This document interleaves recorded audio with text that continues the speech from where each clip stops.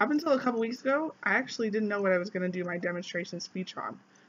I couldn't figure out how to take my hobbies or anything I was good at and put it on a laptop video recorder. So, day before yesterday, my dog actually tore her toenail outside in our backyard. And when she came inside, she didn't let us know. And so when she went into the bedroom, she actually bled through the blanket and 2 layers of sheets, which our sheets were completely white. My fiance at the time didn't realize that blood doesn't come out that easily just by throwing them in the washer, so he threw them in the washer and even dried them. I was actually really panicked and I couldn't figure out what to do, so I called my grandmother to see if she had any tricks for me to try to get the blood out, because these sheets were pretty expensive. So she gave me this really cool trick, and that is what I am choosing to do my tutorial speech on: how to get blood out of white sheets. Okay, so what we need for this tutorial is a spray bottle, hydrogen peroxide, an iron, and hopefully an ironing board. I'm not going to recommend anything else because we do not know what the heat before it melts or burns is for most materials.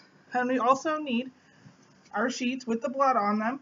These have been set, which is probably one of the hardest stains to get out, but they are also fainter than if she would have just bled on them. But I'm going to go ahead and zoom in. This camera's kind of hard to see, but you can see a few dots here. Yeah, you can see that this is actually stained, and I'm not just trying to pull a fast one on everybody. So the first thing we do is hydrogen peroxide needs to be dumped on every one of the stains. I recommend having a towel maybe underneath to soak up whatever falls underneath that in case your ironing board isn't as durable.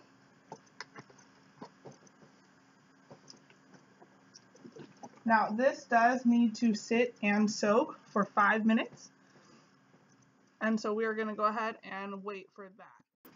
Alright, so we just have a few seconds here, and just make sure that in your time while you're waiting for this to soak, you're getting your iron ready, just so that you're not waiting any longer. And also get like any sort of washcloth or scrub brush to scrub your stains a little extra. That just ensures that the stains lift and that you're not having to work any harder than you have to after we're taking the iron to it.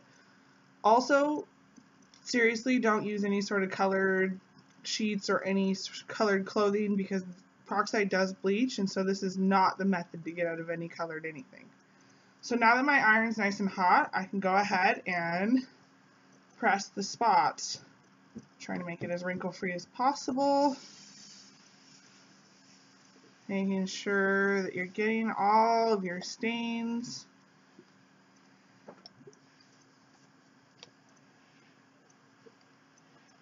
And I can already actually see the stains lifting out of this, which is really awesome, because I have never even heard about this.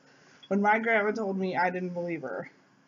But I actually did it on 2 sheets before this tutorial, just so that I knew it was going to work.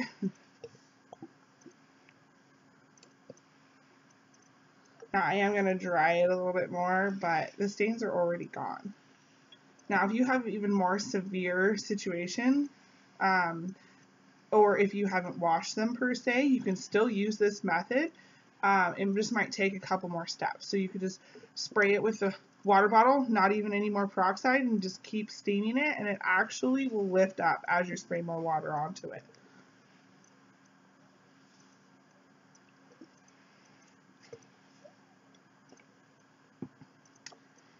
Funny is, I actually didn't even own an iron until I heard about this tutorial from my grandma, and so I went out and bought a miniature iron and a miniature ironing board just for this reason, because I honestly don't iron my clothes.